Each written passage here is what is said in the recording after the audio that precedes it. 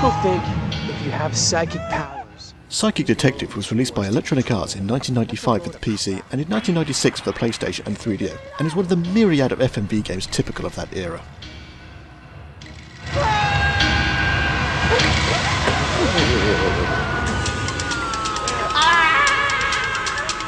As this is an FMV game, this of course means multiple discs, and since this is the PlayStation version, there is no installation option, so yay, disc swapping! According to Wikipedia, the PC and 3DO versions contain unedited adult language and sexual content. Despite all three versions having 18 certificates, the PlayStation version has apparently been toned down. And since this is a PlayStation show, sorry everybody. All the live-action footage was filmed by Colossal Pictures, a special effects production company that has done work for several famous films such as Bram Stoker's Dracula, Back to the Future, Natural Born Killers, and Medea. No! Thank you. The cast is full of actors that you may recognise, but not from where. You may find yourself saying things like, "Ooh, that's what's-her-face from that show. Hey, there's that guy from, Thingy." I swear many years ago I saw Beata Pozniak, Leila's actor, on Channel 5 playing a doctor or nurse in something, no idea. Because this is a video game, the most recognisable and best actor in this is Jerry Monroe, who has voiced some notable characters such as the Caterpillar from American McGee's Alice, Dr. Kaufman from Silent Hill, and Lynch from the Ken and Lynch games. But nobody remembers those. Anyway, enough waffle. What is this thing? Psychic Detective is the usual 90s interactive movie, which, as we all know, the interactivity goes as far as selecting dialogue options, pressing buttons at the correct time, or something as simple as changing the camera angle. This game, in a way, falls into the third category, which will become clear. You assume the role of Eric Fox, but we're going to call him Fry because he reminds me of Fry from Futurama. He's a sleazy douche, wasting his mental talents in a tacky bar under the stage name Psychic Flash, impressing idiots by touching their belongings and getting psychic visions of its past. Because of his gift, he's approached by Lena Pozok, who we will now call Leela, who hires Fry to help her find the truth behind her father's suicide. My father just killed himself. My sister may be in danger. I want you to go with me to a family gathering and be my eyes and ears. Nah, I'm not the mind pirate type. I think I can make it worth your while.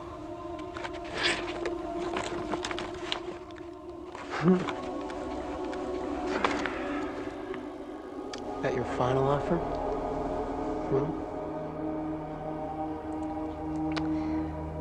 Or maybe after we can have another special lesson. All right. Deal. No! What's Black Diamond? Oh, we'll get to that. Some missing necklace? Just the game. A silly old Russian game. So Fry and Leela arrive at the Pozok residence for the wake and the game begins. The actual interactive parts are far lower resolution than the main cinematics, with this big distracting wibbly-wobbly frame around it. By pressing either R1 or L1, you can make it full screen and whoa! Well, I personally keep it in wobbly frame unless you enjoy playing it through Venetian blindo vision. Now, making a choice of who to hop to and where to go has to be done in real time. The game doesn't pause or wait for a decision. This and knowing what to do overall on the first playthrough is confusing as hell. Max is worried. The idea is to put together a picture of past occurrences from other people's memories and points of view. This isn't helped at all that when you find a new memory cutscene, they're all depicted in these quick, weird, flashing, epilepsy-inducing shaky cam David Lynch wet dreams. Understanding their significance and who they actually belong to sometimes leaves you like...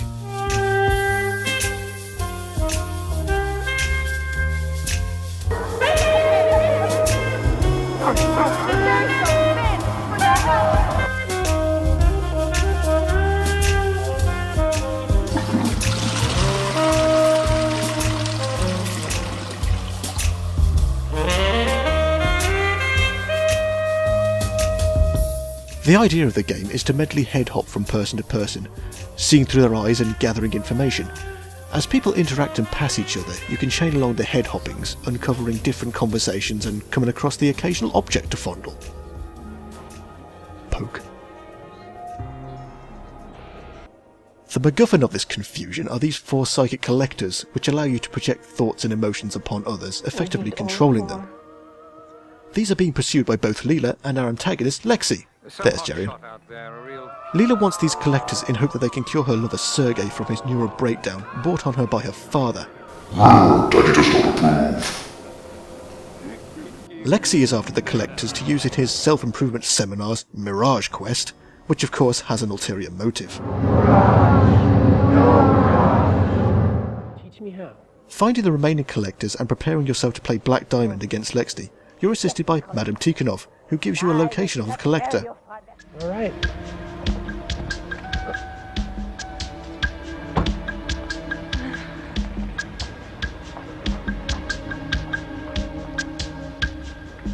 Who turned off the sky? Somebody turn on the sky again. Yay, hobo! Oh, sorry, manual. Bagman. Madame Tikhonov helps you because she has a past and personal vendetta against Lexi. Would you like to see what he did to her? Fear so terrible. Okay.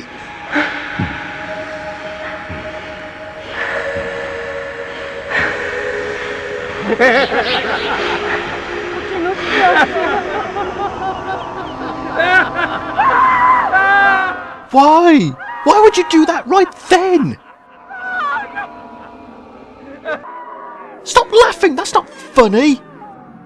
Yes, let's take this and replace it with this, because that's better. As you may have noticed by now, Lexi is kind of a dick. Yeah, that's the spirit. Anyway, I'm missing out many of the details in the plot as there are many interconnected variables and I'm spoiling enough already. Well, it's time to face Lexi. To the Leela-mobile!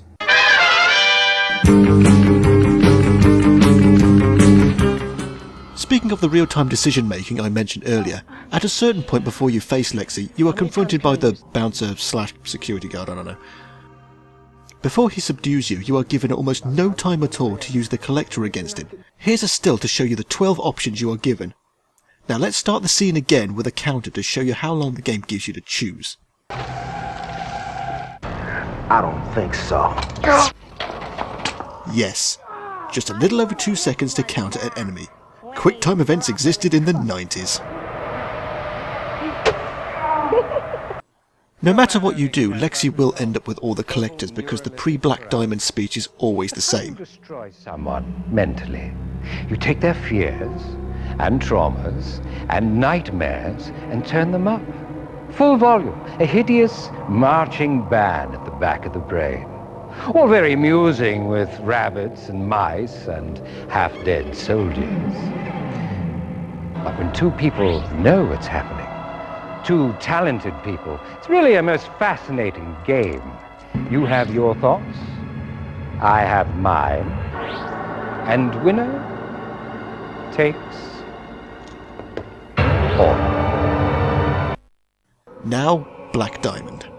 The aim is, as Lexi pointed out, to use strong and/or negative thoughts of your own to combat your opponents. In theory, because I suck at this. You choose 4 icons representing thoughts what you think will counteract his. Your pieces are placed on the blue segments and Lexi's on the red. Then you choose one of yours to move. A weak hand, but I can still take you down. Then you choose one of yours to move it to the adjacent only red segment and view the outcome. Something wrong, Max? No! Everybody's got a scar. Isn't that how the old man planned it? The old man is gone. But that doesn't solve your problem, does it? Keep this going and try to change as many segments blue as you can. But good luck with that. It's my game now. The old man can rot. I make the rules. It means whatever I want it to mean.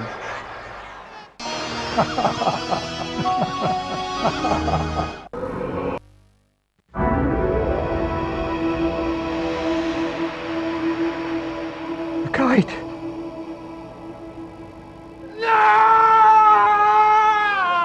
Eric! I'm all right. I did it. Should I tell you who he is? Take him away. Get him out of here. Sylvia split the scene.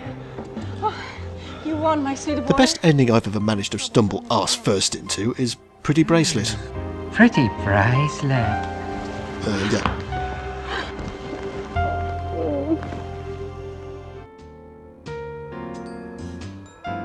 A complete playthrough will only last around 40 minutes, which, when you consider all the different conversation branches and 14 endings, a 40-minute game across 3 CDs is somewhat justified. But what has always puzzled me is the addition of a bookmark feature, so you can save your game at any point in case you want to return to a certain time in order to explore a different path, which is fine, but the game only lasts 40 minutes. It's not like doing this will save you a whole afternoon of starting again or backtracking. You're playing Psychic Detective, you're clearly bored, you have nothing better to do. Right now you're watching some nobody reviewing it, you're definitely bored.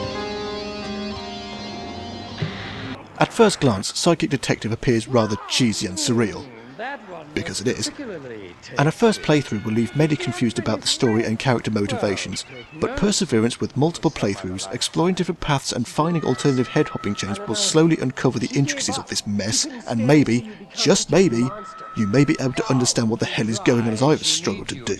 As an FMV curiosity, it's definitely worth a look, as there is far more depth to it than meets the eye. Whilst playing for this review, I am still finding scenes I've never seen before after all these years and have yet to see all 14 endings. A physical copy isn't always easy to come by, but you can download the PC version ISOs at myabandonware.com, so you can all experience the madness. DOSBox required. Who the hell was that?